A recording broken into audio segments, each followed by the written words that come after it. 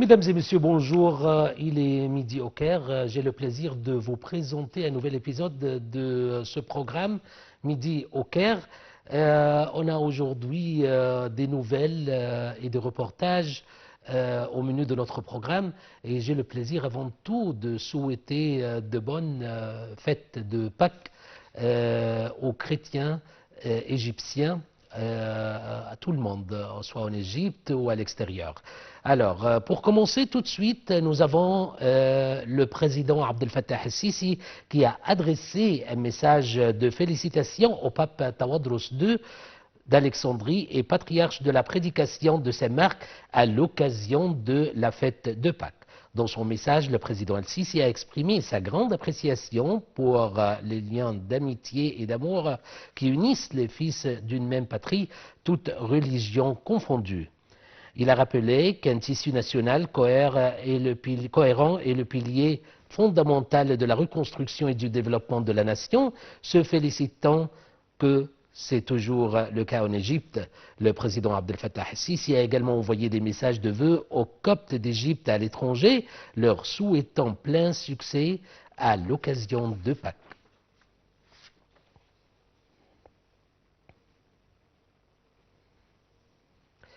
Et passons au pape Tawadros II, pape d'Alexandrie et patriarche de la prédication de Saint-Marc, qui a présidé ce samedi au soir les prières de la messe de la fête de Pâques à la cathédrale Saint-Marc à Al-Abbasiyya.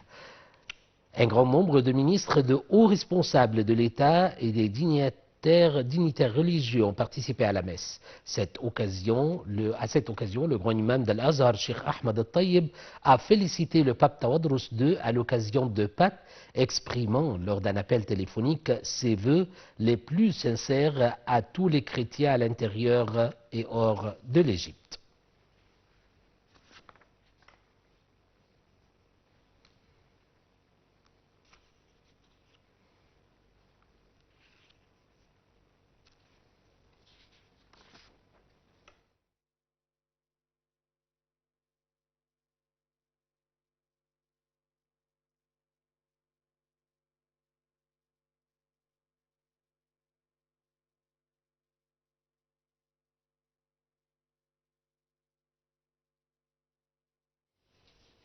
Et le Premier ministre, Dr Moustapha Madbouli, a inspecté les travaux de développement du centre de formation de l'autorité, de la compétence productive et de la formation professionnelle à la ville d'I-Ramadan après sa réhabilitation dans le cadre du projet d'enseignement multiple pour renforcer l'emploi dans les zones affectées par la migration MEPEP.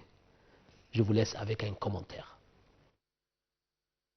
Le Premier ministre Moustapha Madbouli, accompagné du vice-premier ministre chargé du développement industriel, ministre de l'Industrie et des Transports, Kamel El-Wazir, a inspecté les travaux de développement du centre de formation de l'autorité de la compétence productive et de la formation professionnelle au Ramadan, après sa réhabilitation dans le cadre du projet d'enseignement multiple pour renforcer l'emploi dans les zones affectées par la migration, MEPEP, mise en œuvre par l'Agence italienne pour la coopération au développement et financée par l'Union européenne.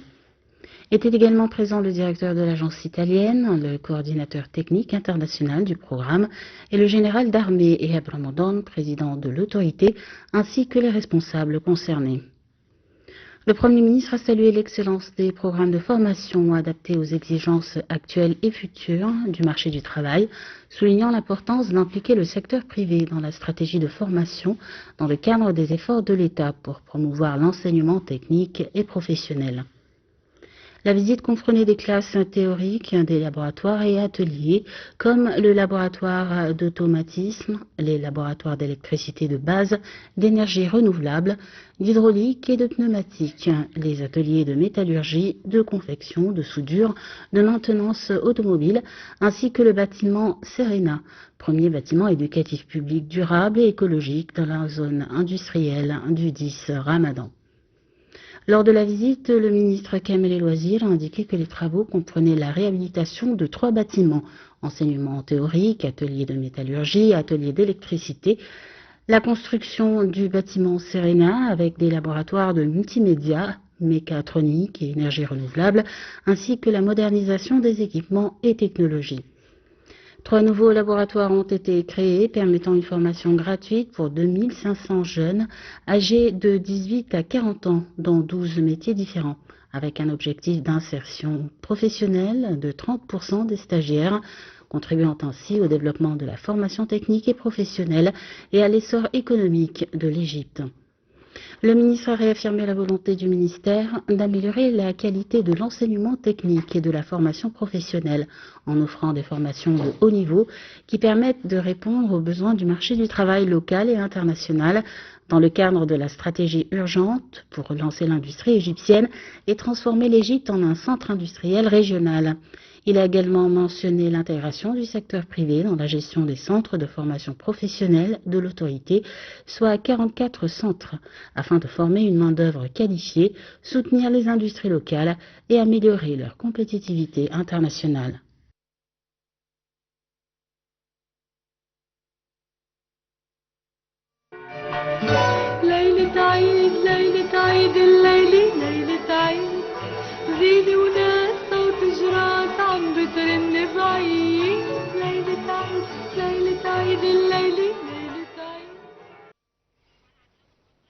Et dans le contexte des fêtes de Pâques, nous avons le plaisir d'avoir en ligne avec nous Madame Nagia Fanous, qui est experte en tourisme. Madame Nagia, bonjour. Bonjour. J'ai le plaisir avant tout de vous souhaiter de joyeuses Pâques. Merci, je vous souhaite des joyeux jours et de fêtes de Chamonixime aussi pour vous et pour vos spectateurs. Bien sûr. Alors, Madame Nagia Fanous, pouvez-vous nous parler de la messe d'hier présidée par le pape Tawadros II? Comment ça s'est passé? C'est plein de joie parce que toujours on voit les musulmans avec les chrétiens, avec c'est une incarnation de valeurs, de tolérance, de fraternité et d'unité du tissu national aussi.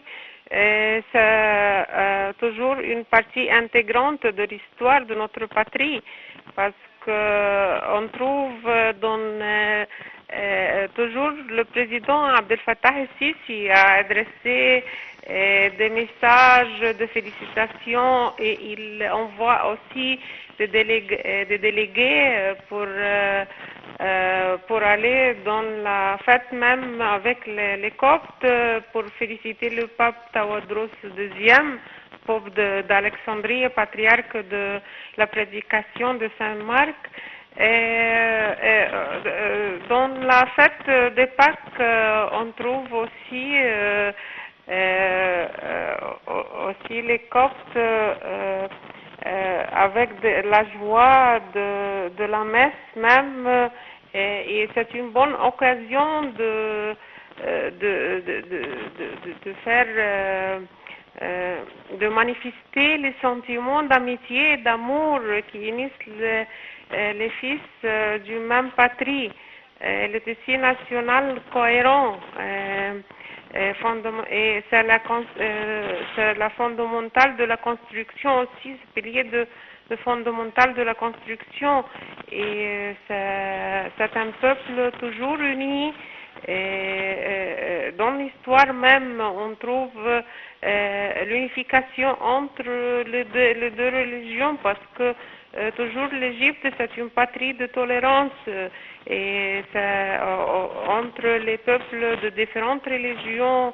Et je trouve ça c'est très bien, c'est très excellent de notre président Abdel Fattah el-Sisi qui donne toujours l'impression de l'unité entre le peuple entier.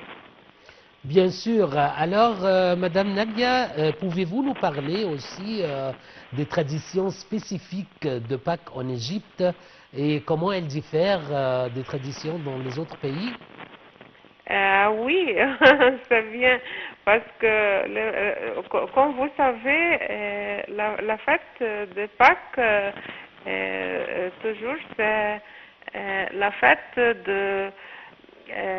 c'est la fête de la résurrection de Jésus-Christ et en même temps, on trouve la joie dans cette fête spécialement parce que le lendemain de cette fête, le lendemain, c'est une autre fête qui s'appelle Shamanissim, qui unit aussi, n'est pas seulement les Coptes, mais aussi les musulmans, parce que c'est une ancienne fête chez les anciens Égyptiens, les pharaons. On voit que cette fête pleine de joie, de la musique et le peuple aussi célèbre